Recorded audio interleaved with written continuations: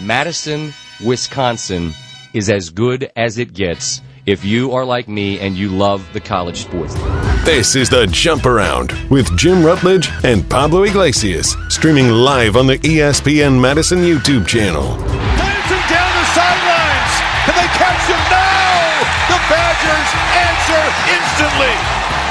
There will be no undefeated champion on Wisconsin with an unbelievable stretch drive to the championship game.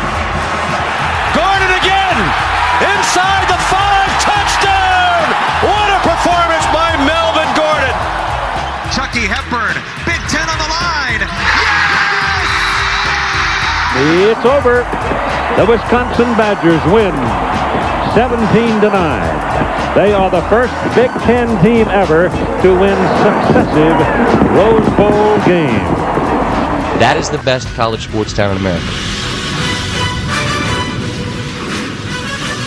And welcome into the Jump Around, a Badger-dedicated show with me, Jim Rutledge, alongside Pablo Iglesias. It is normally on ESPN Madison and ESPN Milwaukee's YouTube channels, but YouTube, for us, is not working. The internet here, not working. I blame our internet provider. Riley Yauk.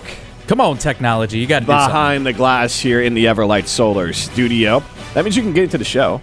No, you cannot. Never mind, because everything's all tied together. We're bigger than the machine, though. We found a way. That's resilience. Can they text into the show? Right? Yes, right. they should be able to text in. 770-3776 on the Carbless text line today. And on Jim's private text line, it is... No, I'm just kidding. I won't do that. I appreciate that one, Pablo. I'll be honest, I couldn't even try to dox you back because I have your... Who knows people's numbers anymore? Like, That's I have your number in my phone. I don't know your number. Yeah. I know my parents, and I know my wife's number. That's about it. My brother. Parents mine, but why would I call myself? And it's really just in the situation a 911 or a 311. But even then, that's it. That's it. Hot start to the show. Hot start to the Badgers transfer portal as Wisconsin is bringing in player after player. And if you want a deeper dive into some of these players that are added, you can go to ESPN Madison's YouTube stream, just not here at the Everlight Solar Studios. But if you're anywhere else, you can go to the ESPN Madison YouTube stream and watch our interview with Mason Posa. That'll be up a little bit later. But then also you can watch our special show that aired Tuesday that we talked about some of the recruiting here for the Wisconsin Badgers, a little more in-depth of the players coming in. And that's right, you heard correctly. Mason Posa was in studio yesterday. That interview will be posted online when we have the ability to post things online again.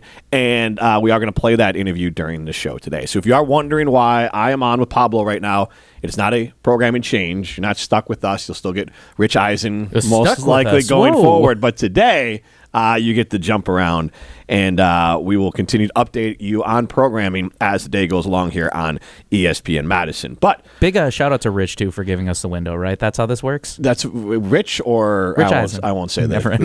I won't say the Rich. I won't say the internet company. I really want to. Don't do it. Don't do it, Jim. People listen to the show know exactly how I feel about this. Don't do it. I'll just say I'm happy for streaming. All right, so yes, Colton Joseph. Still need internet to stream. Yes, but I don't use them for that either. Colton Joseph. Bang. You know what? I'll say this. They're a partner. No, they're a partner. I love TDS. I use TDS. I absolutely love TDS. I have TDS in my house, and they are spectacular. I absolutely love my TDS internet at my home that provides all my streaming services, and anytime I need the internet, I have TDS. I love TDS. I could not recommend TDS more. I've had no problems with TDS ever, and if there is ever an issue, they come out and fix it within like 10 minutes. Riley, I love TDS. Riley, back behind the glass. Make sure you hit F8 on that producer's computer too. Make sure we share that. Why don't we share that with TDS with the amount Get of them on pub the that show. we gave? Yeah, I got a phone. I have a phone. Oh, from you have them a phone too, because All right. they called me. This is how great they are, and they're like, they called me on my cell phone. What great Badger talk. Yeah. And they're like, hey, if you get a phone, you'll save like $10 a month. I'm like, that doesn't make any sense, but sign me up. So I have a phone number now. I don't know what it is. Which it is? I have no idea. Oh. I can give it to you because it's not plugged into anything. You can call it all you want. Nothing's not going to affect my life. But the Jim Unplugged call line is... Maybe I should set up a phone system and like a voicemail system so people can just call in and leave voicemails about what they didn't like about shows that I'm on. With this ring at my house. Just imagine. Play it on air. That could be fun. I know there is a way Well, to I'll have bring a 'em in digital then. voicemail. There is a digital voicemail that we could figure that out. Not here. Well, okay. Whatever our internet works Future again. situations, Jim. I'm looking forward. I'm looking ahead, just like the Badgers have been right now with the transfer portal stuff. There's a great segue for you. How about that? 844-770-3776. That's the Carbless text line today because our phones are not currently working. Colton Joseph, big-time quarterback recruit for the Wisconsin Badgers. I got a little pushback when I said big-time, but for Wisconsin, you put those two things together, it's a big-time recruit. The Badgers were not going to play in the $6, $7, $8 million quarterback world. That's not the world they were going to play in. And this is, I'm not saying it's apples to apples, but just to try to put this in perspective for Badger fans, I think this is a recruiting hit similar to the Tanner Mordecai recruiting hit. Colton Joseph, dual-threat quarterback from a smaller school. Tanner Mordecai was a dual-threat quarterback from a smaller school. Tanner had more passing yards and more pelts on the wall coming in, but Colton is younger, so that works in the Badgers' favor. I think all these deals are always one and done, but if he comes here and plays well, the Badgers aren't going to let him walk. They'll pay him again and keep him around. So that's one of the few positions that I think that if someone's good, they're going to keep him year over year. So Colton Joseph comes in. He's 3,000 total yards, 30-plus touchdowns coming in. And Tanner Mordecai, I don't mean that to temper or pat down expectations. I mean, Tanner Mordecai was a hell of a recruit, and when he played for the Badgers, he was pretty darn good. He just unfortunately got hurt. So think of a healthier, younger Tanner Mordecai that can kind of grow with this program over a year or two. And I think it's a smart signing for the Wisconsin Badgers. We'll get to like the excitement level for it, but just in general, Colton Joseph is a guy that fits Jeff Grimes' system.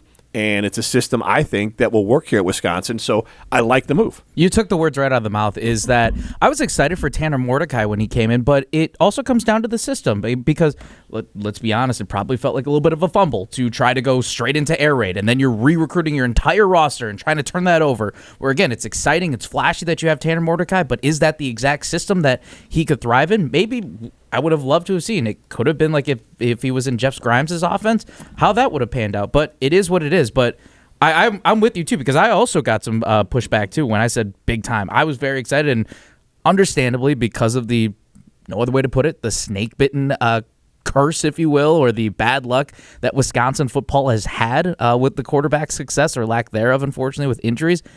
I get that you're hurt. I get that people are hurt. But I think going back to it, he fits the system. I like what I've seen on the tape so far, and it is a prove-it, but for everybody across the board, it is a prove-it season.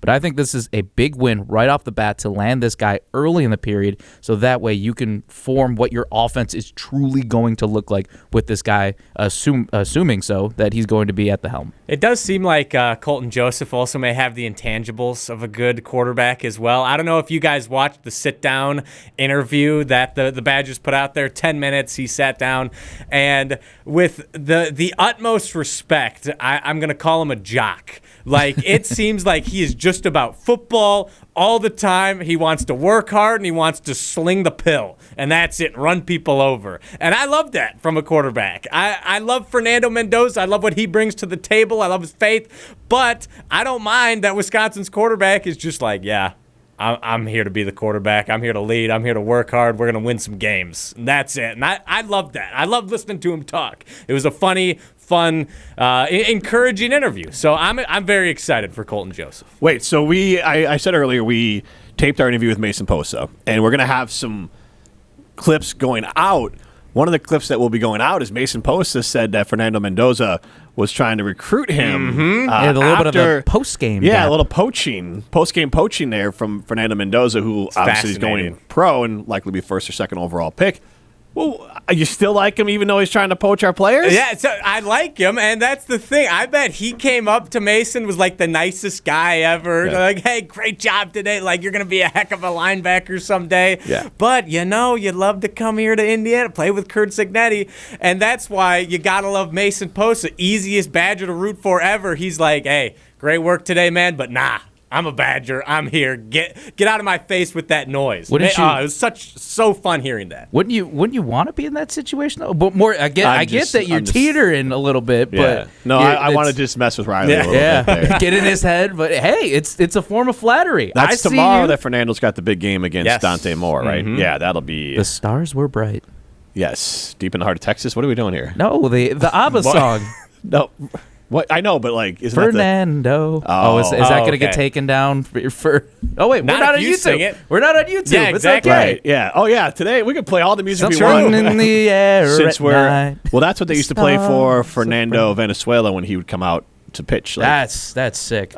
former Dodgers Great guy. pitcher. Yeah, I I believe sat he's in the the booth all-time. with him once. Really? Yeah. All-time. I think all-time leader Mexican-born player in wins in Yeah. Major League Baseball I history. don't know. Couldn't tell you, but Big I dude. believe it. Big dude. Fernando Mania was the big thing to Riley, just to set it up for anyone else your age. Kind of like, I'm just trying to think of just think of a guy that showed up and just caught the world by storm. With the Miz, maybe, or that's Yeah, hyper he was better local. than the Miz. Yes. He, like, But but Fernando like just long term, he caught the world. He caught the whole like Major League Baseball. by Mike Trout, Bryce Harper type. But yeah, but like pitcher. for like a 4 or 5 year, like out of nowhere. And the better part was that he didn't look the part. Kind of a chunky guy. Didn't just wasn't. I don't think anyone knew. Like, you knew Mike Trout and all them were coming.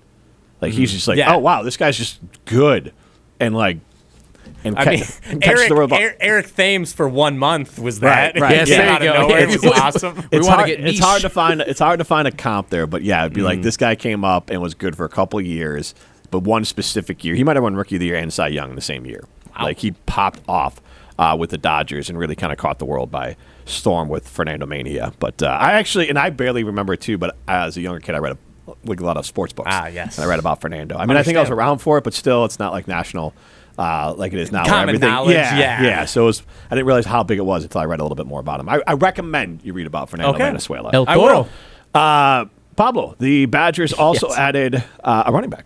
Yeah, I love from what I've seen. It looks like they're rumored to, or I think it's Bryson Washington, from Baylor, who is scheduled to visit. So that could be a nice 1-2 punch. But right now, Abu Sama, it seems like it possibly makes sense too with Dylan Jones entering the transfer portal. Maybe this is more of a polished Dylan Jones, a guy who's coming from Iowa State. And I said this in our episode that you could play back on the ESPN Madison YouTube channel, is that why I feel like I'm excited for it's the best of both worlds, and same thing with another commit too from Iowa State, is that they're coming from a good program with Matt Campbell, who ended up going to Penn State. I mean, there's a reason why he was hired to be Penn State's head coach, and the success that Iowa State had, it just goes to show. So I'm excited for this. I believe he has one more year of eligibility, so this will be it. This is the last dance for him, but. Yeah, you got to get a star running back. I don't have the numbers in front of me, but they were pretty sexy. I'm not gonna lie. But again, it's trying to figure out what that depth of the running back room looks like in terms of who's gonna complement Darian Dupree, because again, I see him more as that. Maybe an RPO, a guy, if you really want to try a bubble screen or a screen pass, he's more of the slippery running back. And I think I would look at Sama as the guy who's going to be the hard-nosed, the Dylan Jones-esque, the downhill runner, the guy who's going to force his way in on a 3rd and goal or 4th and goal, and you're like an inch away from scoring on that touchdown. He's the guy that you call in. I agree. And with Sama, he is someone that runs hard, runs the way the Badgers want to run the football. I like the intention behind these moves. But let's get to the hype behind him. And I'll get to that in a second. Colton Joseph now fills in a room that we know Carter Smith is a part of, and we assume Danny O'Neal will be a part of? I believe so. There's been no word. I haven't seen anything about Danny O'Neal transferring out. But or even with the 1-2 confirmed punch staying, of Joseph and Carter Smith, I like. And because Carter Smith, I think, is a guy that can follow Colton Joseph. Colton Joseph's a dual-threat guy, so if you're recruiting a specific type of player and you're developing two types of players, I'm good with that. And so maybe you put in – I know they have a freshman coming in. So now your quarterback room has enough bodies, and now you look at the running back room and you talk about Darian Dupree and Ituka, and you talk about Abu Sama, and now all of a sudden this team has some backs with some playing time. You have there. Brian Jackson coming from USC too.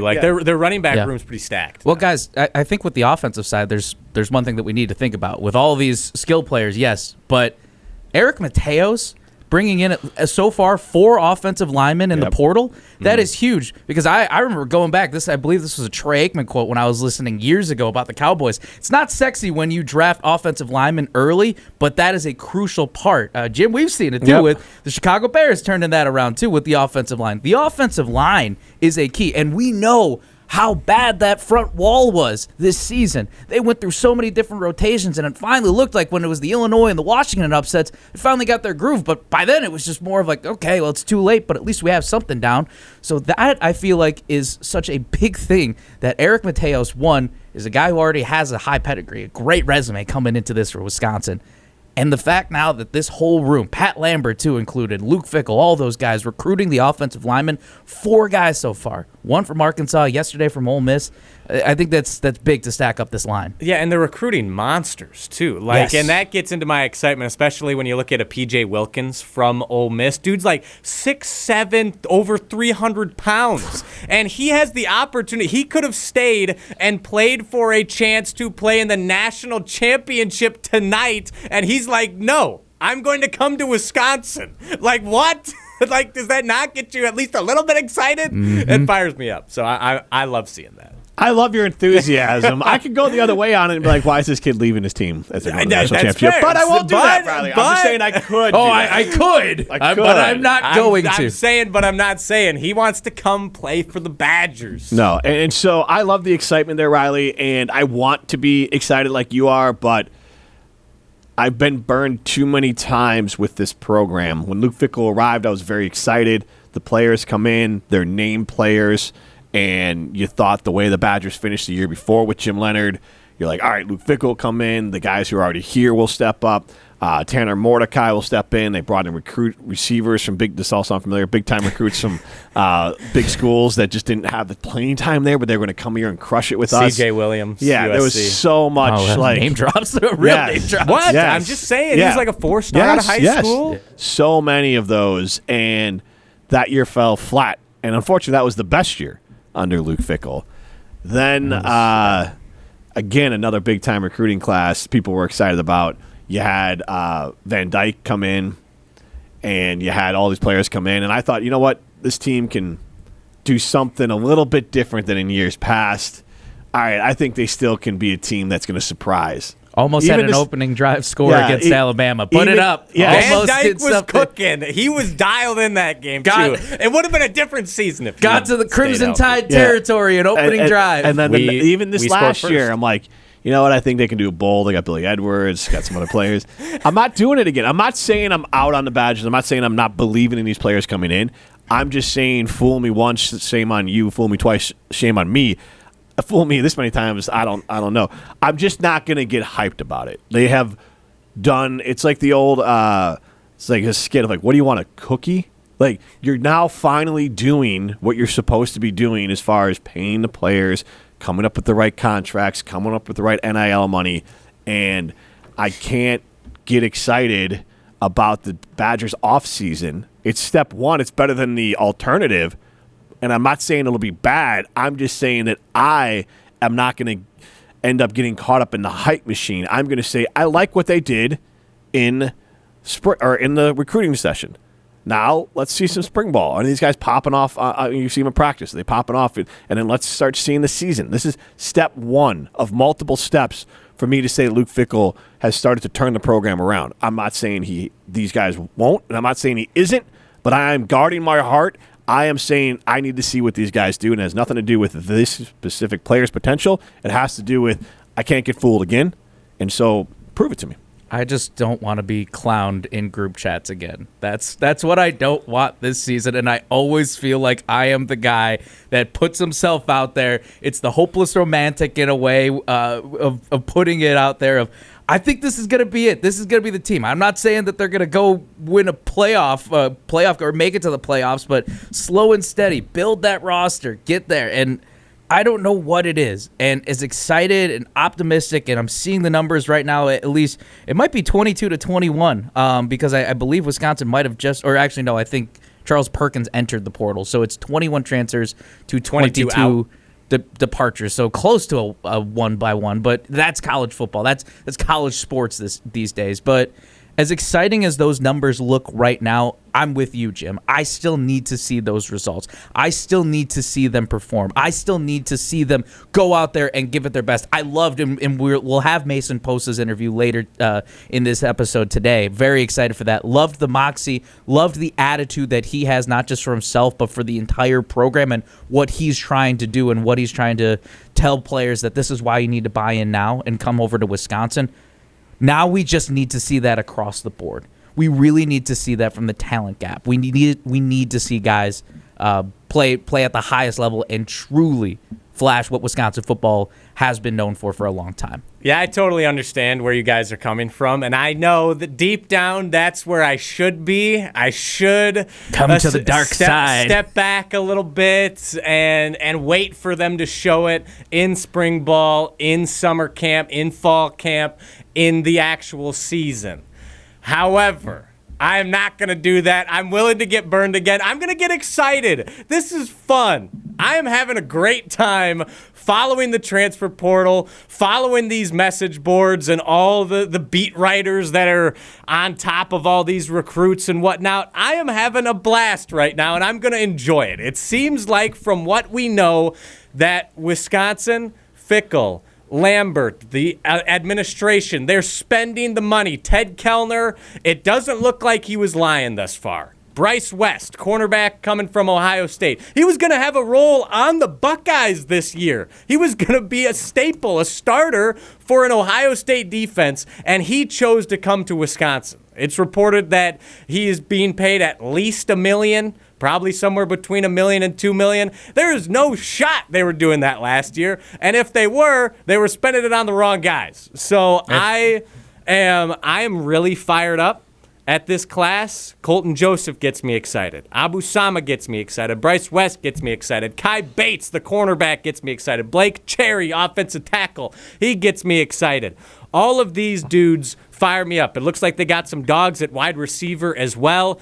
I am willing to get burned again. I know I said in December that I was going to be a little more measured. Well, that was until I saw him doing this. So now I'm fired up again. I'm back on the train. And it feels like fans are kind of split half and half right now. They're either where you're at, which is fair, or they're on my side, which is just along for the ride and having fun. And I'm not being, again, I'm not portraying this as negative. Mm-hmm. I'm just saying I hope it works. Yep. Like, I hope it works out, and I don't see a reason it won't work out. I'm just not going to get hyped again. I'm not going to come on here and say, oh, the team stinks or anything like that, or these bad moves, because that's not the case. I don't watch these films. I don't know these guys, and the Badgers have recruited other guys with nice names and nice stars, and hopefully this time it works. That's all. I have no insight if it'll work or won't, and I just hope it works. At the very least, we could at least hang a banner for the all-name team. I think we can discuss. We talked about that in the office, right? Hey, I like that, but you obviously want to be more than just that. Mm-hmm. All right, so Badger basketball. That's right. Yeah, the sounder. We still got those. Even without the internet, we got the sounder. We still got it. Was UCLA the Badgers' best win so far this year? Beating UCLA, and that was just a couple days ago. UCLA's better than Villanova, right? 80-72. Yeah. No, we lost to Villanova. Yeah, you lost to Villanova. Yeah, never lost. What am I saying? Nebraska. Northwestern, maybe. I would say in the Big Ten. Northwestern's worse. They're 8-6. They're worse than when you say best UCLA. win, though, let me ask you that. What do you define as best win? Like, who the hell else did they beat? I mean, they that's they why lost to BYU. They lost to they beat Northwestern, but Northwestern's below UCLA. Yeah. Marquette. I mean, it's neat that they won against Marquette. Marquette's not. It's neat. Yeah, it is neat. They lost to Nebraska. And they lost to Villanova. They lost to Purdue. So I think UCLA is their signature win so far.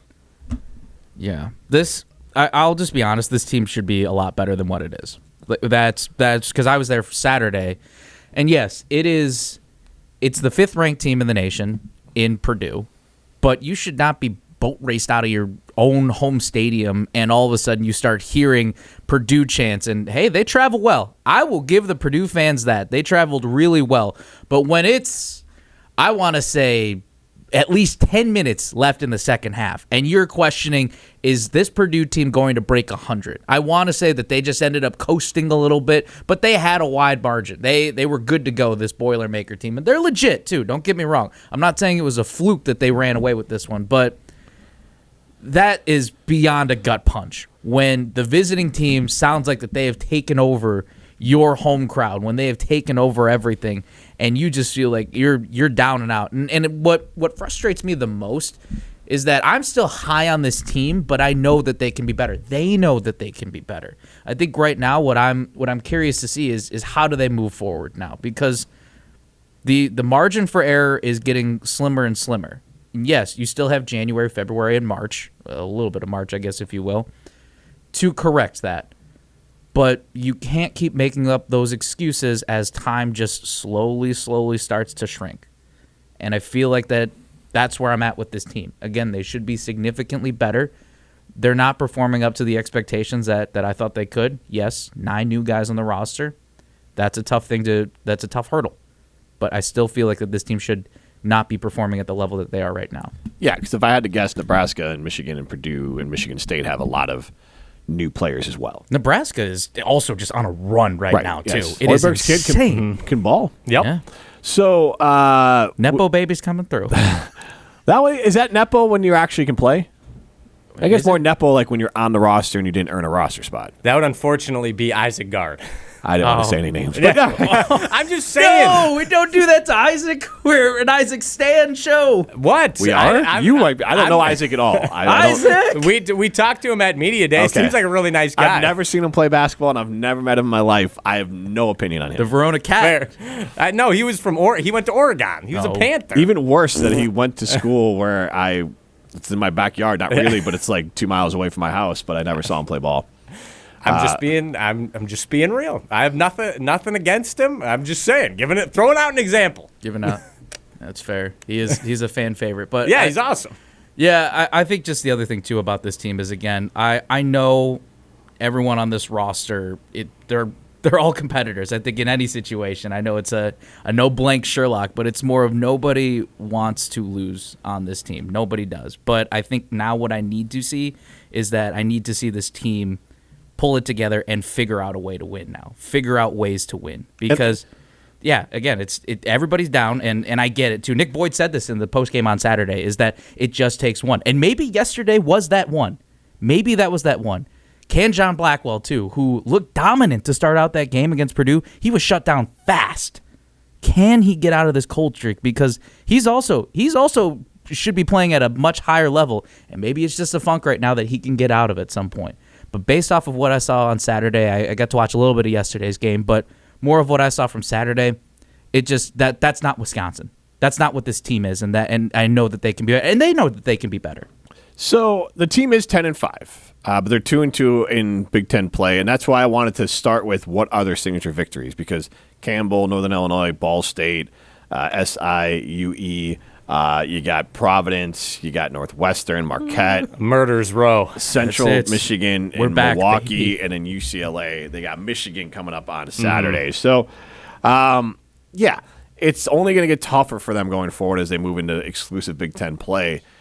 I am surprised by this team because this team on paper looked like a team that can come in and have one of the better years. It wasn't one of those years where Gard was going to surprise everyone with what he did, because this roster with Nick Boyd and some of the Rapp and some of the other Rhodey and some of the other players coming in, mixing in Blackwell and Winter, like this team has proven players, which, earlier I said you got to prove it to me for Badger football.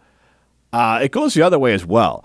I am going to go with the in Gard we trust, because why not? He has proven year in and year out that he is going to put together a team that will represent Wisconsin Badger basketball well. Now, that hasn't turned into Sweet 16s, and we'll talk about the standard for Badger basketball in a minute, but I'm going to bank on Gard getting this team to flow better and to play better, and I'm going to stand by my prediction at the beginning of the year. I thought this would be the Badgers' Sweet 16 team. I still think they can do that. I think they're built for tournament play better, and I think Boyd and some of those, and obviously Blackwell and Winter, some of those guys played in the tournament last year, that I think this team will show up and they will get better as the year goes along, because the one difference for a lot of Greg Gard's era was that the Badgers were one of those teams that would bring back a lot of the same players year in and year out.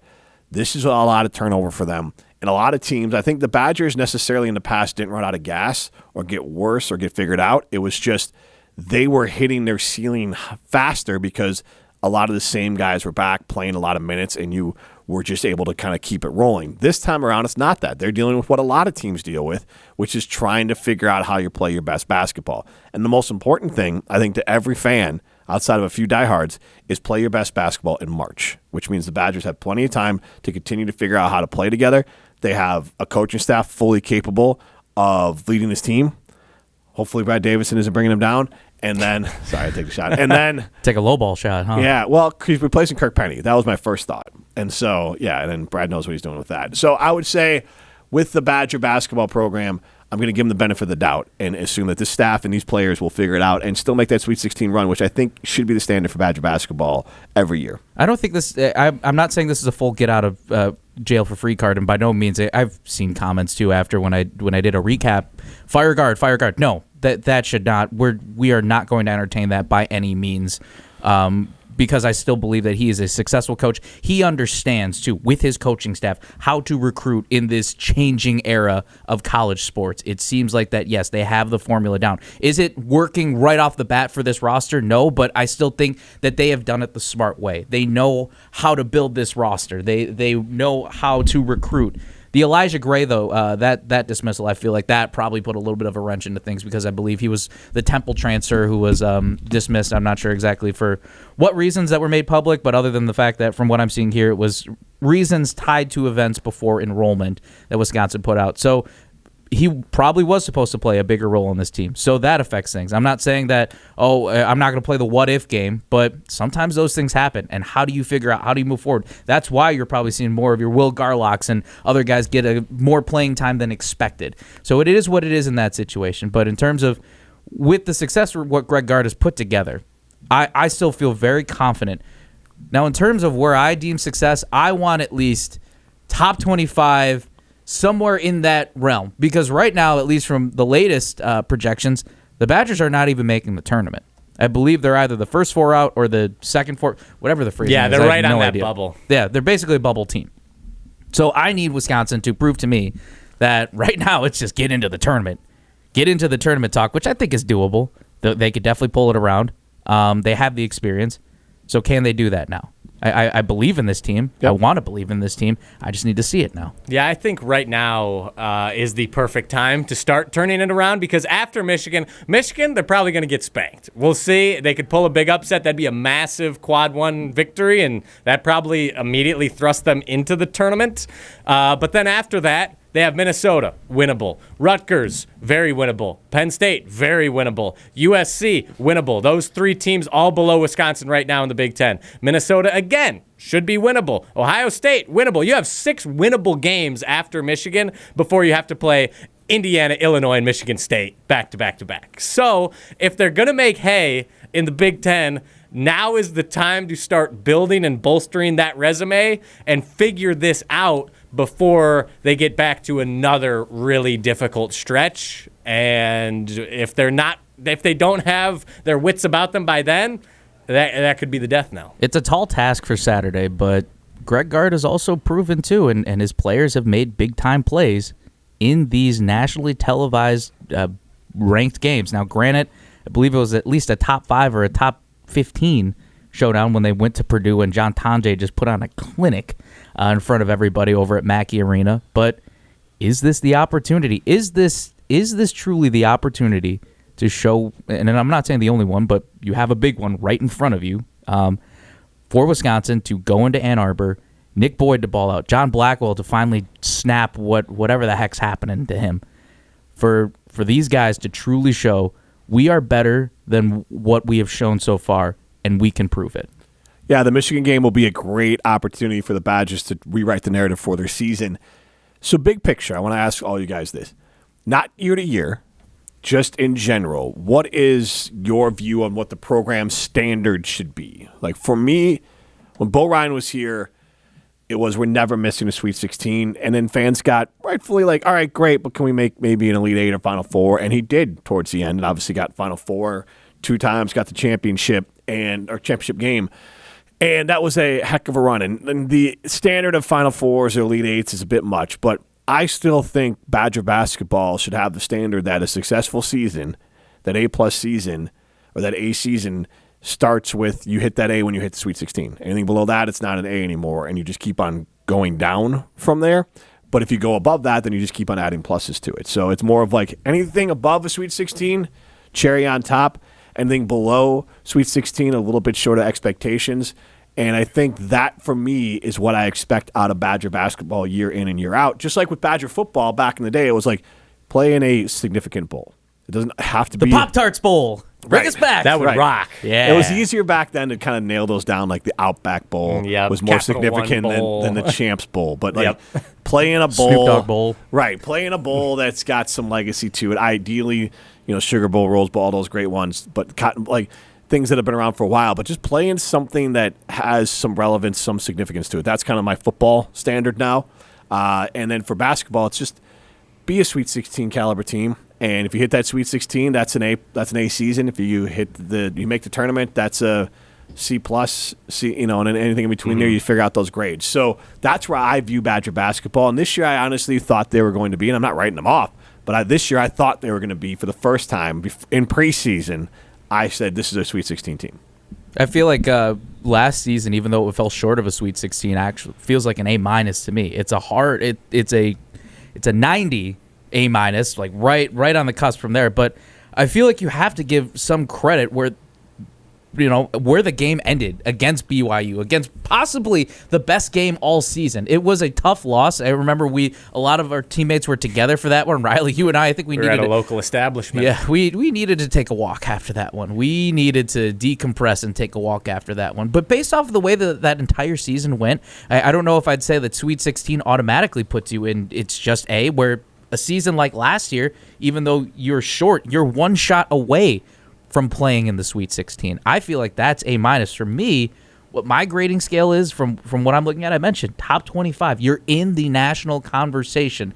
I think closer to solid A is Sweet 16.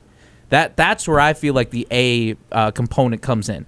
Keep competing for the Sweet 16s, because as much as Badger fans were like, well, we were in back-to-back national championship games and we came up short. Yes, but that is like a blip. That is a 0.01%.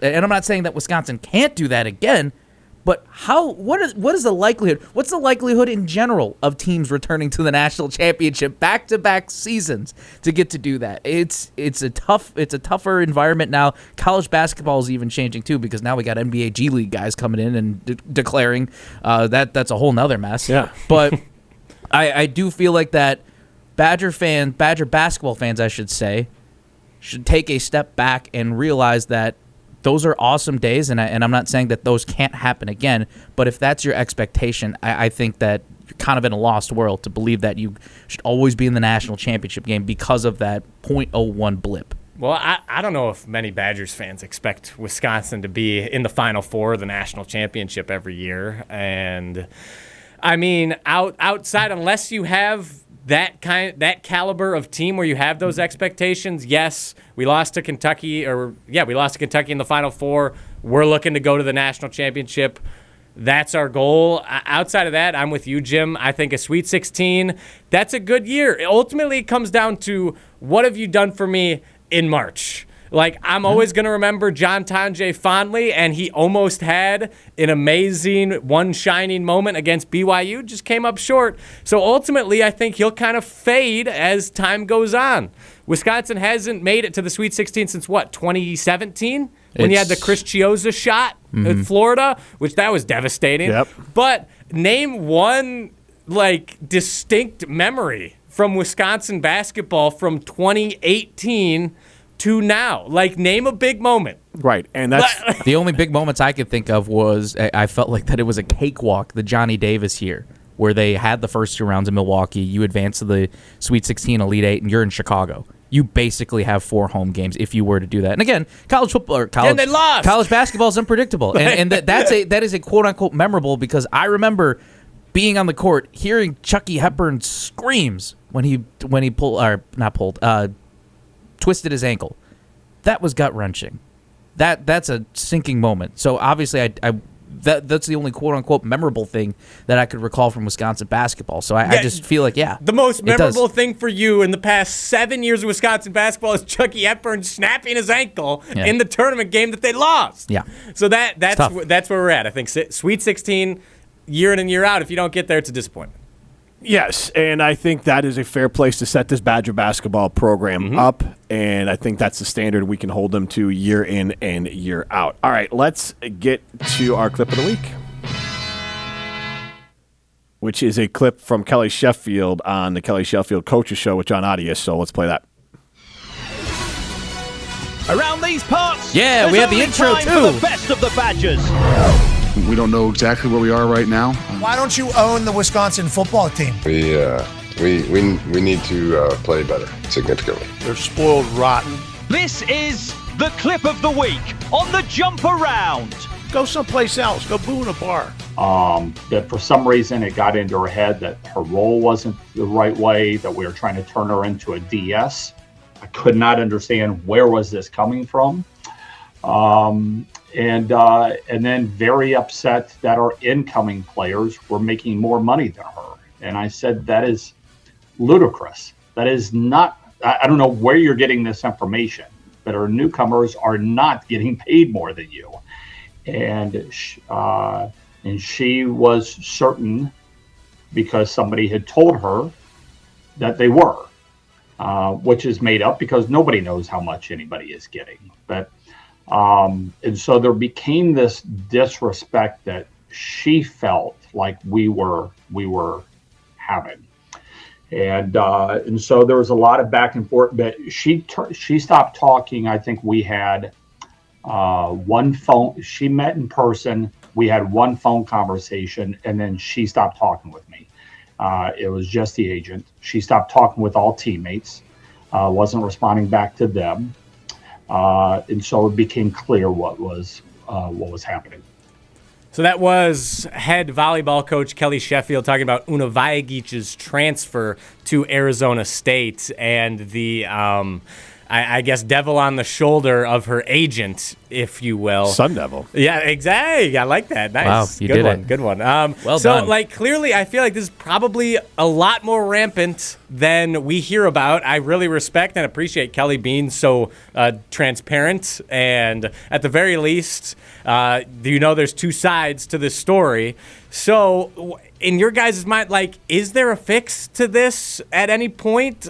How do we keep this from happening? And not just because it happened to Wisconsin, but this is not how college sports is supposed to work. Jim, sucks. I'm gonna pull one out of your book. What you usually do on Jim, Matt, and Molly. Do you guys know the iceberg theory or the theory of omission? Are you familiar with that? Nope. So pull this up. The iceberg theory, or the theory of omission, is when a story's deeper meaning lies beneath the surface with only a small part shown through dialogue and action. Yes, this is unfortunate that this happened to Wisconsin, but it is probably not only happening here, and this is not the only situation. To your point, what you were saying a little bit, Riley, I feel like what has also affected the NIL side too is these what are these agents' backgrounds too? What grounds do they have necessarily? I think that's kind of the scary side of this with NIL, is that who is representing these players. You'd hope that these are good organizations. You hope that these are ethical ones too, but I put that into question too. Who's representing these players? Who's putting this information into their ears, saying that, oh, this person's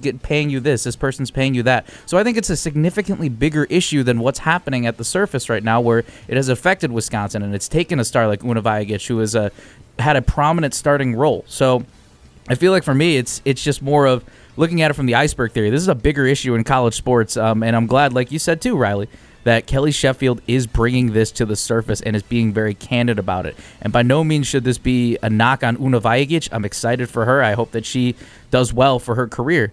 But I feel like that this is a major red flag for the bigger picture of probably what has been happening in college sports, where misinformation is being spread just to put somebody in this position, maybe whatever's happening in the agent's back pocket too.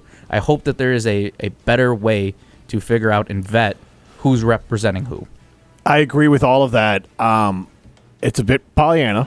I'm I'm not saying you're wrong in your thing. I don't see. It's not going to happen with football. It's going to be even worse in volleyball. Honestly, the whole takeaway I had from the Kelly Sheffield thing was that I'm glad he's so open and honest what's going on, because that is an insight that if it's happening in volleyball, it's happening in football. Yeah. I mean, we're seeing. Was it Desmond Williams? DeMond Williams. DeMond of Williams. Washington. Yes, Yep. we're seeing that right now, and they're basically calling that Xavier Lucas on steroids, where he signed a deal, and in that deal it says you can't transfer, and he's trying to transfer for like $8 million or something like that from LSU. Yeah. I don't know what's going to hold up where. We still don't know the resolution of the Xavier Lucas thing. So yeah, did you see that DeMond Williams, his lawyer, is that Darren Heitner guy, the same dude that Lucas had? Yeah, He just seems like a scumbag.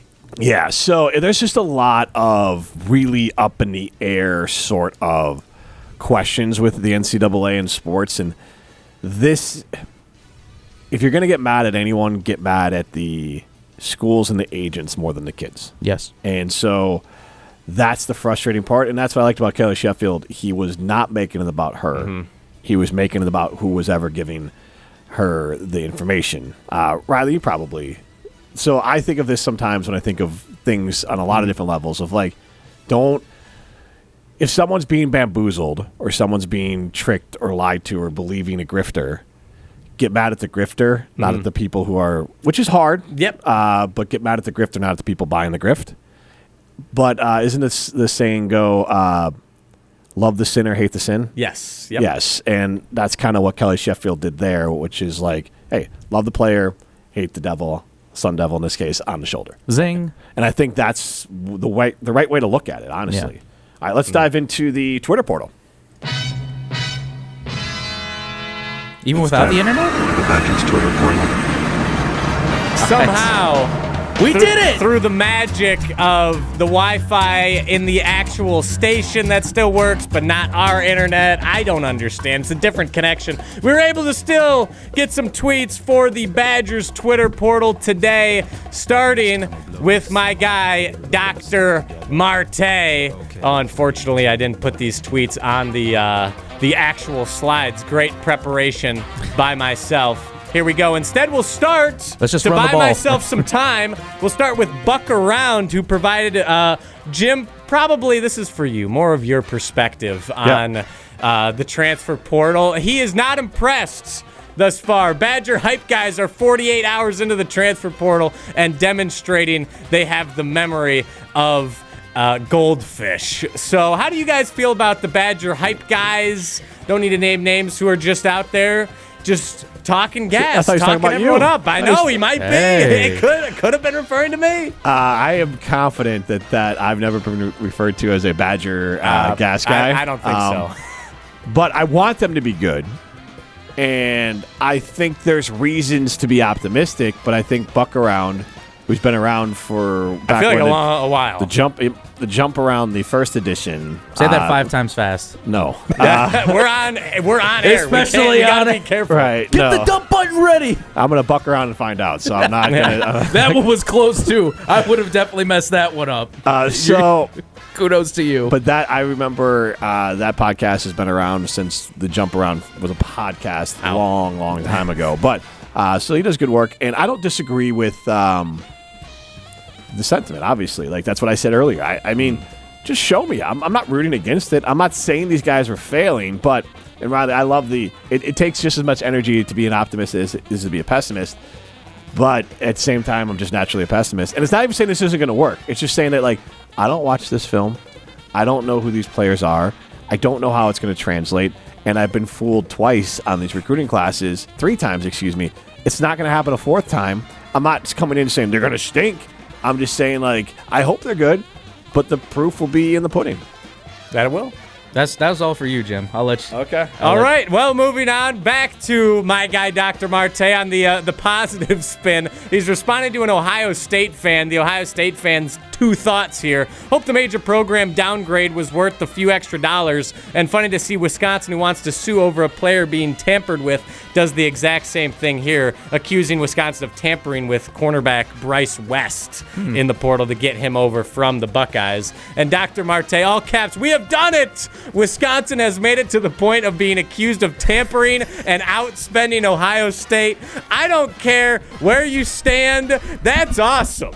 Like, let's go. Yeah, I'm not more excited about this player. That someone with Ohio State is upset that the Badgers may have poached them. Like, that actually gets me excited. Because I don't remember a lot of people at Ohio State being upset about, what was it, a wide receiver? Yeah, Jaden Ballard. Yeah. Mm-hmm. Yeah. You know. You ain't cheating, you ain't trying, right? Exactly. In today's world, yeah. That's true. Yeah. Pablo, any thoughts? I'm just stoked. This gives me a lot more hope. Again, from what I saw, we look at the first class that Luke Fickell brought in. I loved all the names based off the consensus 4 stars, the 3 stars, what they were supposed to be, but they didn't get playing time. But if your fan base is up in arms that this guy is leaving and he's like, what? He's coming to Wisconsin? Gives me some hope. And yeah, you know what? That's what I'm gonna roll with. All right, I have just a couple more for you guys. Starting, I don't have a tweet. We got 2 more? Yes. This I came up with on the fly. I don't have a tweet for this, but college football playoff starts tonight and tomorrow. Just quickly, I want to hear your guys' predictions for the semifinals. And we can talk about the finals next week. We can talk about the Natty next week. So just give me your semifinals predictions tonight. Ole Miss, Miami. Tomorrow, Oregon, Indiana. Pablo, start with you. Who do you have in the national championship game? My heart says I want Ole Miss and Indiana as the People's Championship game because you have 2 teams that you really want to root for. But Miami's defense is just absolutely lethal. For them to, I get why they're the 11-10 seed in this situation, but that is a defense that is just nasty. They are operating on all cylinders. I think they have some freshmen that weren't even starters that are impact players now defensively.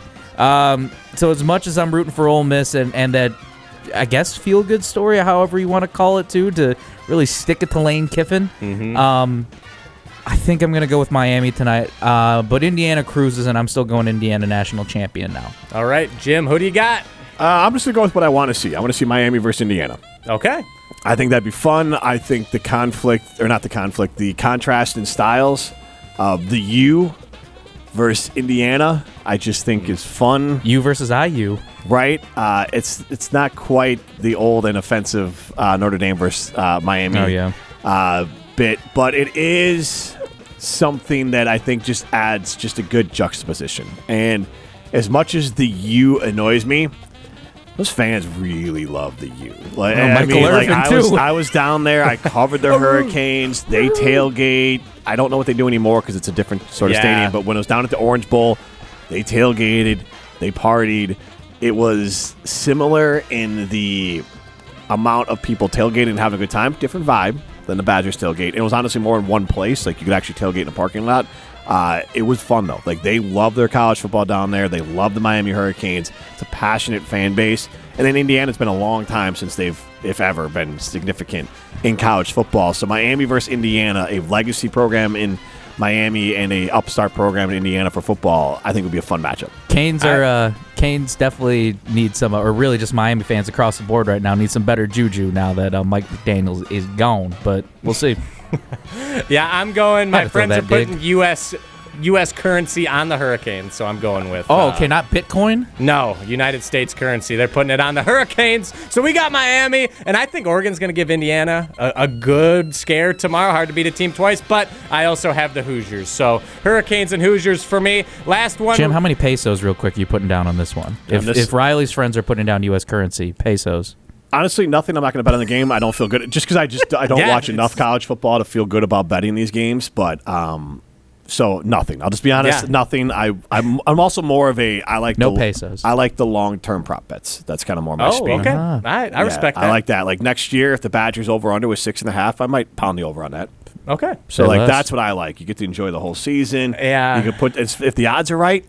You know, we'll see what happens with Ben Johnson, but for the Bears, I bet them to win the division. I got a nice payday on that. Look at that. Nice I was there when you put that down. Yes. I was there when you put that down. And then I also put Ben Johnson to win Coach of the Year because I figured I figured it'd be a lock. They got a shot. But it's got more a shot. of a shot. There's a lot of good coaches this year. But I figured if he won the division, it'd be a lock that he'd get Coach of the Year. It's not a lock, but there's a shot. So there's one way to solidify it, and that's all I'm going to say. Yes. Well, we'll see. It's not going to happen. Well, it won't solidify it because it's already voted on. And it's not regular season anyway. That's supposed to be. I get what you're doing there. Anyways, real quick, last one also from Dr. Marte. Mason Posa ranked number 22 in the top 25 freshmen that ESPN ranked. Quick sneak peek for our audience who's about to hear this interview with Mason Posa. What was your favorite part? Jim, go. I like we talked about it earlier. That Posa, and there was some stuff off there they shared with us just about his overall excitement about being a Badger. So nothing like there's a lot throughout the entire interview that you can pick up on of how excited and how honored he is to be a Badger. Mm-hmm. That's just fun to see. He really loves being a Badger. He loves Madison. This is where he wants to be. And also, I didn't know that his family had a tamale restaurant. Yes. Sorry. And sorry. I was going to say, we don't give out free pub. I'm going to break the rule and give a shout out to Posa's Tamale Factory and Restaurant over in Santa Fe. But I guess the other side, though, too, was just figuring out or hearing more so what he learned about. Because, again, as you mentioned, or as we talked about, 2 of those semifinal teams are teams that Wisconsin faced this season. And he got a front row seat of what the Heisman winner looks like and what also another semifinalist looks like. Again, you want to be on the winning side of those games, but all in all, that's amazing experience. So I was curious to see, too. And then I remember asking him a question because he's coming from a football factory, too. What did he learn? That transition is tough when you are one of, if not the best player on the team or sometimes even in the state. What do you learn when you take that next step to the next level? Because it's a shock for a lot of guys, I'm sure. When you're no longer the top guy, when you are trying to figure out who you are, and for him to understand that that's a process, I think is really admirable. So those are a few of my favorite things. But Jim stole my tamale. I'm sorry. I didn't mean to steal your tamale. I'm not. Thank you. Mason Posa. Coming up next, new year, new mattress. Start 2026 feeling rested and make an impact while you do it. At Steinhoffel's, all January, stop by Steinhoffel's and test rest any mattress. For every test rest, they'll donate $20 to Special Spaces Wisconsin, a nonprofit creating dream bedrooms for children with cancer. And just for trying a mattress, you'll get a $20 lunch gift card, a better night's sleep, and a chance to help make a child's dream bedroom come true. The January test rest event only at Steinhoffel's. This is the Jump Around. Mason Posa coming up next. This is it! Steinhoffel's closeout and clearance sale is on, and over $4 million in inventory must go. Save up to 75% on closeouts, floor samples, and one-of-a-kind pieces. Everything must go. Living rooms, bedrooms, dining rooms, mattresses, and more. Once they're gone, they're gone. So shop in-store for the best selection and the biggest deals. The closeout and clearance sale, happening now, only at Steinhoffel's. Welcome back to the Jump Around, our Badger-dedicated show on ESPN Madison and ESPN Milwaukee's YouTube stream. I'm Jim Rutledge alongside Pablo Iglesias, and we're thrilled to be joined by Mason Posa, star linebacker for the Wisconsin Badgers. Mason, thanks so much for joining us. Yeah, thank you for having me. I'm excited. Yeah, and I know you said you wanted to kind of get a part of a podcast here, so we'll kind of keep it pretty light and kind of have some fun, but I'd love hardcore questions. Actually, we're just going to keep drilling you left and right. Let's do it. First, I just kind of want to know, how did you get here from Albuquerque, New Mexico? Yeah, so I was very highly recruited out of New Mexico. A lot of guys don't really do that in New Mexico, so I was blessed and fortunate for that opportunity. Coach Tressel and Max Steinberg, currently at USC right now, but he reached out to me, and it was them in Washington who first reached out to me at the start of my process. And, I was just building relationships, and they were kind of waiting just to see, who's going to pull the trigger on this kid, because I only had 2 offers from New Mexico and New Mexico State. There were a lot of schools who weren't really sure yet, but, after they saw my first 3 games, they pulled the trigger. Called me into Chipotle, actually. Remember that. I was with my girlfriend and one of my best friends back home. But, he just building that relationship. Max would call me twice every week, and Coach Tress too. And, took 3 visits out here. I loved the program. I loved Coach Fickle. He's a great guy. I mean, we have similar traits, the wrestling background, and, just the players here and just the tradition and what just how everything is just tough and nasty. And I just loved that about this place because that just fits who I am. So that's what got me here to Wisconsin. Yeah. Was Wisconsin really on the radar until then? I mean, of course, you probably knew about Wisconsin nationally, but was that ever a school that you thought, oh, I could see myself there early on in the recruiting process when the initial reach out happened? Yeah, not at all. I mean, I only know that J.J. Watt and T.J. Watt both went there, and Melvin Gordon, Jonathan Taylor. But, yeah, no, I never think I'd end up north. I thought I was going to end up at Oklahoma. My dad wrestled at Oklahoma. My mom went to Oklahoma. I lived in Oklahoma. That was the dream school. Went to like 4 camps over there. They threw stuff at me. It was a carrot on the stick. They were, said they were going to take me on. They wanted me to come on visits and all that, but kept on calling me and teasing me. So I was like, you know what, screw them. There's people who want me more. So, and former ESPN Madison intern Jay Valai, one of the defensive coordinators out there at Oklahoma. I'll have to, Jay's loss and Oklahoma's loss is the Badgers' gain on that one there. And with, obviously you mentioned that, Wisconsin maybe not fully on the radar, but as you've been here, you see, they have a hell of a tradition of defensive players, whether it's the all-time leader in sacks, Tarek Saleh going to the NFL. You mentioned T.J. Watt, J.J. Watt, the linebacker position in general. You got T.J. Edwards, Jack Sitchie. I mean, there's a Herbig. There's a long list of linebackers. So when you got here and you kind of saw what this school does as far as developing that tough mentality, was that something that you kind of wanted to continue to fill those shoes of? It's almost becoming a little bit of a linebacker you along with running back you. Oh yeah, 100%. When I got here and just their pitch was LBU, they put a graphic up with me, just me, TJ Watt, I think it was TJ Edwards, Leo Chanel, just a bunch of old greats, and that got me fired up. I knew this place is LBU. I saw stats in the NFL of all these linebackers' productions from Wisconsin compared to any other school. And, I wanted to be a part of that history. I know I could play. I know I could hang around with the big boys, and Big Ten is as good and as nasty as it gets. And, I love being in the trenches, and I love, making people hurt. So I knew this place would fit me very well. I know fans are definitely embracing it. The impact that you made this season right off the bat, too. I know that everybody wants to come to a school like this or go to a big school and make that type of impact. Did you expect to get your name called, to get your number called this early on in your journey and make the impact that you did this past season? What was that experience like? Yeah, I kind of, I always knew that I was a special player, but I mean, right when I came up here, I got a life came a reality check, big time. Saw Christian Allegro, Tackett, Curtis throwing up 300-something pounds on the bench with ease, and everybody's just so much stronger than me. I came back, and Cooper, when I first came on a visit here in the spring, Cooper, he looked pretty good, good size. But then when I come back in the summer, he's like a juggernaut. And I was like, holy cow, I got a lot to do. Knowing football and the playbook and all that was difficult for me. And I honestly didn't really think I'd play this year until fall camp came. And, I performed very well in fall camp. I'm still undersized. I'm still pretty small. Still messing up a little bit on small details. But, the season came in, didn't play the first game. I was really frustrated with that. Grinded my tail off, to get on something, get on a special team, whether that's kickoff return, kickoff. I was a backup on kickoff and punt return. Owen Arnett goes down. It's my time to shine on kickoff. I go and blow somebody up, and it just felt awesome.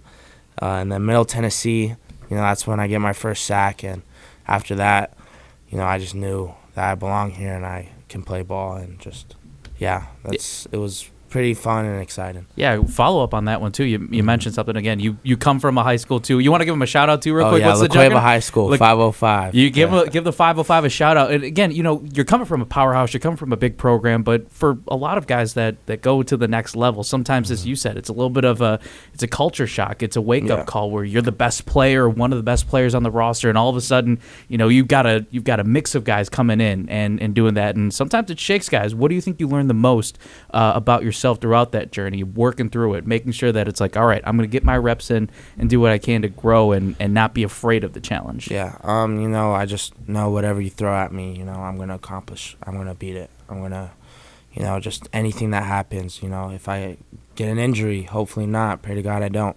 But I'm going to come back even stronger, and that's just the mindset I have. I think to myself, I'm the best in the nation. I want to win the butt kiss. We saw Jacob Rodriguez in the Heisman conversation. Yep. I want to win the Heisman. It's never been done before with a linebacker, and that's my goal.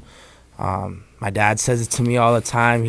He's like, you're better than Jacob Rodriguez. You're better than all that. Just like, Dad, he's a good dad. Yeah, he's a great dad. I love my dad. He's my manager too, so he does everything. Nice. But he just the way he tells me stuff, it just helps me, build a little of an ego. I mean, I still stay humble as much as I can. I don't try to showboat or anything like that. I know I gotta keep working, so I want to be the greatest of all time. Mason, you mentioned Cooper Catalano earlier. Can you speak a little bit to your guys' relationship? I can't remember which broadcaster called you guys the Bash Brothers, but how have you guys helped each other grow and have such a phenomenal freshman season? Yeah, Cooper might actually hate me for saying this, but we actually came up with a name for ourselves instead of call each other's chips and queso. Who's who is the question? I'm the queso and Cooper's the chips. That's pretty crazy to say. I didn't know if I could say that, but that was pretty fun. Yeah. Chips and queso. We at Qdoba and Chipotle all the time. Yeah. That's just what we get. Yeah. And me and Cooper, we're best friends. He's probably going to be the best man at my wedding someday. Just everything I do here, it's always with Cooper. Yeah. And, our relationship really sparked, the first week I was here. Cooper, he's a genuine, funny guy. He's literally, I'd love to meet somebody who hates Cooper Catalano because that's impossible. He's the nicest dude ever. Yeah. And, he's a great roommate as well. And just me and Cooper, we both have the same mindset. We want to be the greatest of all time to come out of Wisconsin and be those linebackers that I talked about, like T.J. Watt, T.J. Edwards, all these great linebackers. We want to be the face of Wisconsin linebacker LBU. And you're starting that, both of you are. And both of you, Cooper's wearing Chris Borland's number. Chris Borland, a guy from Ohio. And obviously Cooper's from Wisconsin. And one of the compliments I can give you is that I was surprised. I look up New Mexico. Because you kind of give off this Wisconsin kid vibe, especially with how much passion you have for being a Badger and then also against the rivals. So tell us a little bit about how quickly you were immersed in that Badger culture, because whether it's Chris Borland or Chris or others would say you don't have to be from Wisconsin to embrace wearing that W. Yeah. No, not at all. I mean, I was quick in it. It was just the Badger, it's home. This place is home.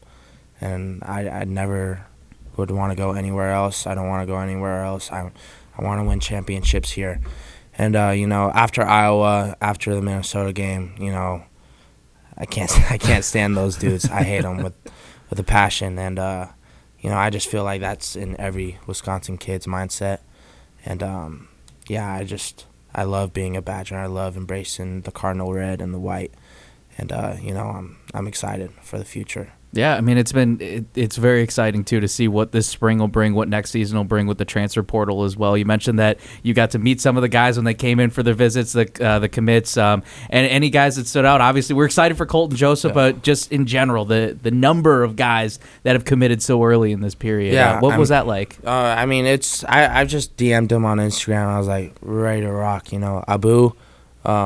He's going to be a dog. Yeah, I'm excited for him.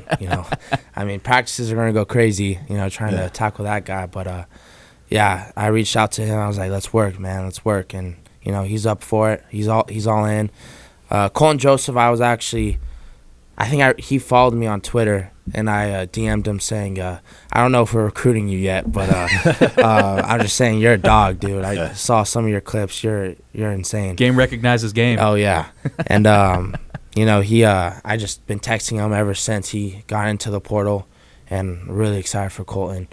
Trying to think who else. The DBs we have right now, big. There's some dogs too. They're excited to be here, and there's a lot of guys who I wish I could say that I'm reaching out to right now that have potential to be Badgers, and I'm just saying it's going to be a nasty team. What is your pitch, out of curiosity? Again, you mentioned you DM some of these guys, Yeah. you've messaged them, but what do you feel like is the Mason pitch? Yeah, What are you saying to these guys? I mean, I was like, "What's up, man? You're a dog." I just that's it. 3 words. You're a dog. You're a dog. Dogs. And then I just tell them like how this program is changing and just what we've done so far in the portal. We're competing with Indiana, Texas Tech, all these big like schools who are spending money. And, I tell them, I'm like, just look at what we're doing right now in the transfer portal. We are getting guys to win football games. And, the schedule this upcoming year is a lot lighter. And, I can see us being in the playoffs. I mean, I see us, like, at least worst possibility having 9 wins, 10 wins. That's the worst, I think. That's just my mindset. And who doesn't put in a 10-2 Big Ten team into the playoffs? So, that's the goal. Goal is to go undefeated. And I'm telling you, this staff, the coaches, the players, we're bringing an entire new mindset into this program next year, and it's to win. It's to win. So go a little bit more on that, because I think fans, you haven't even really had a chance to fully experience how much fans can really get behind the team. You saw a little bit with that Washington game. I was at that one. Those fans there in that rain with diehards, and that was a moment none of those fans will forget, and they stormed the field, beating Illinois too. But when fans on the outside looking in, they want to love this program. What piece of solace can you give them of we are ready to take that step that we haven't been able to take the last 2 years of getting back to what Badger football was for a long period of time, and that was that playoff level team, that championship level team. Yeah, I could just tell people that I've talked to a lot of guys on the team, and we're so anxious to get back into work. I've never been a part of a team where everybody's ready just to work as hard as they can and, just to be better. I'm telling you, it's kind of hard to explain. It's just so many guys are just bought in right now. The guys that are here, obviously, I care about the guys who left, shout out to all my boys, Christian, Preston, Eugene, I love all those guys. They'll always hold a special place in my heart, and I hope they succeed. But, all these guys that we have right now are just all bought in and are ready to take on this challenge. And, kind of Coach Vick, he's on the line. This is the season. It's make or break. And we all understand that, and we know we have to win, and we have to be at our best. So, again, me and Cooper, this is our off day. We went in to go watch film for 30 minutes. There's a lot of other guys, who are doing extra stuff on the jug machine, doing drills already. We're ready for spring to come around because we want to get into football, and we want it now. So I want to follow up on that, because you're obviously a confident, in a good way, confident fella on the field. You have to have it. You have to be able to bring it, and you're competitive. And it's harder to answer probably during the season, so I don't know if you're asked this, but how do you bring yourself? Obviously, you know how to do it, but you're still a young man, of getting ready for every game when maybe the bowl's out of possibility or the season's not going the way that you want it. How does the coaching staff help you? How do you help you get ready for each one of these games? Because it's got to be hard when goals that you might have set at the beginning of the year are removed to bring it every week, and you did, and a lot of these Badger players did. So how were you able to do that? Just kind of forget about it. On to the next. Okay. Mindset. It sucks. Played Oregon, me and Cooper, and just the entire defense entirely. We played our tails off. Yep. And, it's a bad loss. I was pissed off. But on to the next. Washington. This is a team who we're at home. Again, there's not a lot of fans at that stadium, but, I could just tell, we could just tell, as a team, they do the same things over and over. Just when they line up in deuce, it's either verts or it's downhill zone. Verts or slants. They're predictable. So, this was the game that I knew, we have a huge shot at these guys. We can just start the snowball to roll and roll. And, after that game, we move on to Indiana. same thing with Indiana. When their tight end would sniff up, it's downhill zone or he's crunching back. And, Indiana, it's 10-7 at halftime. Yep. Alabama game, we were close, but we need the pieces, and I think just entirely offense and defensively, we just need all the pieces to connect, and this is just a scary team once that connects. Yeah, sensing from the MO, sensing from the aura, is moral victories only mean so much for you. But again, the way you guys competed at Oregon, the way that you competed at Indiana, these are two teams that are one win away from playing from the football championship. Mm-hmm. To get that experience at your age, with your experience, what were those takeaways like? And even playing against Fernando Mendoza too, a Heisman winner. You got to see what a Heisman winner was like right there in front of you. What were your takeaways from playing those two games, teams that play at super high levels? Yeah, there's levels to this. It's like just what perfect teams are. Like Indiana, they didn't mess up once. Like you have to catch Indiana. That's how we were supposed to beat them. We have to catch them on special teams. No turnovers. Create turnovers. We didn't create any turnovers. We didn't create chances on special teams, and that's how they win. They're a very fundamental program, and Coach Ciganetti, he's a great coach. Coaches them very well, and you just had to find their mistakes. But I just kind of take away of just both of those programs is they don't make mistakes, and it's hard to catch them. And that's really it. And just Fernando Mendoza, that dude, holy cow, putting it on the money. I got to sack him, which was pretty cool. A lot of people You'll can't always say have that. Right, I'll always have that. Might have sacked the number 1 overall pick. Yeah, that's it. He came up to me after the game talking to me about how much of a great linebacker I am, and a little poaching, and I was like, yeah, dude, no. I don't need any of that right now. I'm a Badger, man. But he's a great guy. He's very smart, intelligent. He would see us blitzing, he'd notice it, he'd change it. But that dude's insane. So I'm curious. You kind of mentioned earlier, and it makes me think of in the NBA where you're trying to recruit these guys, build these super teams, and some players are like, Derrick Rose, I'm not going to recruit anyone. You can come here or don't. Obviously, I wish he did. Anyway, right? that's a conversation we can't have here, or we're going to be here for too long. Yeah. Anyway. So, but Mason, you obviously have, and I think it's the right way to do it, of leaning in and helping with the transfer portal and recruiting, and you carry a lot of pride with the Badgers. So you're kind of forced to be a professional at a really young age, which also means that you have friends or teammates that leave. How do you handle situations? Because as you kind of touched on with the Mendoza thing of I'm a Badger, I want to be here. But also you are a young professional and you understand everyone's going to make their own decisions. So how does that work for you? Because that usually is not something that young men have to deal with until they make the NFL, where people are making business decisions. Yeah. I kind of don't really think about it. I know money is just such a huge thing in this sport, and it's pretty crazy. Just how guys are getting offered $2 million to go to Texas Tech and $5 million with that quarterback. Yeah. And it's just, I try to not care about the money. I know it's life changing, but I'm in it for, the growth, the relationship, and just all in all, I don't want to be a transfer portal guy. I don't want to go from one team, we do bad at that team, go on to the next. That's just not who I am. I've always been loyal. My dad, he's been the coach at La Cueva High School, head wrestling coach and defensive line coach there. We've had some bad seasons, but it's just I can never see myself in another high school. It's just that's not who my family is. Mm-hmm. We're all loyal, and it's just, I don't know.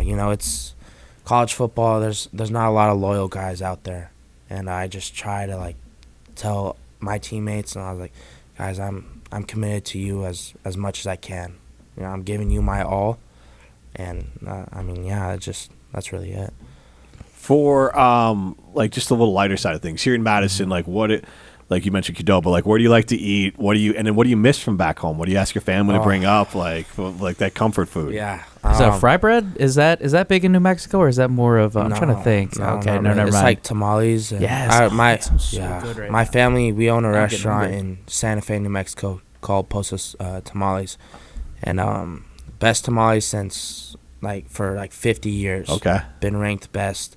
All that. I mean, around Christmas time, everybody wants to buy our tamales, and when I went back home, straight up Mexican food. That's all I ate. I gained probably 4 pounds of just pork. Just 4? I know. I was like, that's a win. Yeah, but some of the spots I like to eat here, Chipotle, it's just stuff on State Street. I like Dottie's. Yeah, Dottie's has a good burger and cheese curds, but the food up here, no offense, it's kind of bland from what I'm used to. Yeah. But my auntie ships me up some food from the restaurant, and my mom, she makes a killer fruit pizza. It's like my favorite dessert. Fruit pizza. Is it exactly what it is? Okay. It's like a cookie. It's on like a big cookie sheet, and with it's like kind of like a cream cheese icing on it. Yeah. And just a bunch of fruit. I'm a fruit guy, so I love that. And my mom didn't make it for me when I was down there, which kind of sucked. But she's been busy, so yeah. Yeah, you're not the first player I've talked to that parents ship things in. Tarek Saleh, I've done a show with forever. There was pizza out in Connecticut that he loved that he would get sent in, or they'd bring in when they'd come see him and everything like that. Because that comfort food from home. So yeah, I figured the food wasn't quite the same. So you just kind of, when you're up here, it's kind of when in Rome, lean in and get a burger and kind of just. You're not going to try to recreate what you can find back home. Or it's either Texas Roadhouse with the boys. We go all the time. I'll see if I could find some tamale places for you to recommend. I've been looking. I've been looking for some Mexican restaurants. Yeah, I never know the name of it, but I can tell you where it is. I not because I don't want to give the name out. I can't ever remember the name, but there's this good spot. Obviously, I'm not an expert in it, but there's some good spots on State Street. Street. I'm not. I also can't remember the names, but I think mean, there's all some I good know, spots. Get a senior to drive you guys out to Monona. I think there's some spots out there. See, the place I'm talking about is more by the west side. There's actually, I've got a tattoo where the tattoo parlor's in the same place. You got a tattoo of the place. No. But it's committed. I love it. The tattoo parlor is right next door to it. And then we used to have an office on the west side, and the place, it's like a grocery store in the front, and then in the back there's the restaurant. And yeah, it's fantastic. It's cash only, but it's like a great spot. Yeah, I went to the mall with Logan and Nolan Davenport, Logan Powell. There was a quesadilla tacos. Oh yeah, in the mall. Yeah, that wasn't bad. That was pretty good. But I mean, holy cow! That's I get 2 of them, and there's because they only come in 4. It was like $30. And I was like. Yeah, there's no way I could come here. I gotta find a cheaper option or just make them at home. I got you. Well, pulling back the curtain a little bit on this team too. What are some other things you guys like to do to kick back? I know you mentioned video games. When you guys aren't talking ball, when you aren't watching film, even on the off days, what do you guys do to hang out? We have a golf tournament really in the summertime, so I'm looking forward for that. But what's the skill level for you? Are you good? I'm awful. It's all good, man. You just go out for vibes. That's it. I know. I just go for vibes. Yeah. I have a really good short game. That's where I'm best at. That's where it comes up big. You know what? If you have an errant drive, it is what it is. Just do shots that save you. Get yourself back onto the fairway, and you'll be all right. Me and Cooper went to Coach Fick's house. He has a golf simulator. Okay. So it was me, Coach Fick, Cooper, and his 3 boys, and we were dialed in there. It was kind of some stadium pressure with Coach Fick watching, but it was pretty fun. But just me and the boys, we usually right now I think Drew Brom, linebacker right now, he's having all the boys over just to come and chill, little casino night. Nice. So that'll be pretty fun. Okay. Nice. Mason, last one for me. I know you're a wrestler. Dad's a wrestling coach. What's your relationship like with Coach Bono? Do you ever get out to wrestling meets? Do you ever go up in the wrestling room, work out, anything like that? Yeah. No, not yet. I'm gonna wait till my back gets healed. Fair enough. So I can get in. But Coach Bono, he's invited me to some dual meets, and I'm trying to make it to the Maryland one. So that'll be fun. And I know the wrestling team's doing pretty well right now. Yeah, 18th in the country now. Yeah, they're pretty good. I talked to Braxton, the heavyweight in the hot tub, just kind of introducing myself to him because, I keep up with all the wrestling, and I have respect for all those guys because they're some hard workers. But Mason, we appreciate all the time you've given us. Thank you so much for hopping on and joining us. Yeah, thank you for having me. Appreciate it. All right, this has been The Jump Around, a Badger dedicated show on ESPN Milwaukee and ESPN Madison's YouTube stream.